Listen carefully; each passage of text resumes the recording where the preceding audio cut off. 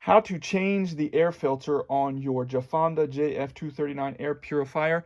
It's super easy to do. You're going to want to do this every certain time. Also, the alarm, it will actually have the little filter. It'll show the little filter icon on the screen when it's time to fix it. And so really the hardest thing is you just got to get the filter. I'll go ahead and put a link in the description below to where you can get a good price on the filters from Amazon. Is really the best place to get them. But anyways, all we need to do is come around to the back, and this is not clipped on, it's just held on by magnets.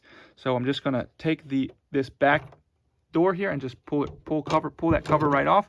And then I'm going to come in here and find this little tab on the old filter and just pull it out. That's all I need to do.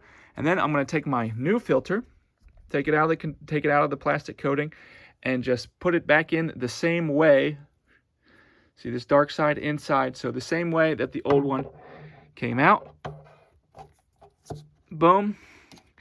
Take my cover, these are the two little tabs, I'm going to stick them down in the bottom there, and then this just closes like this. Boom, you'll see that the magnetic held it on, and you're done.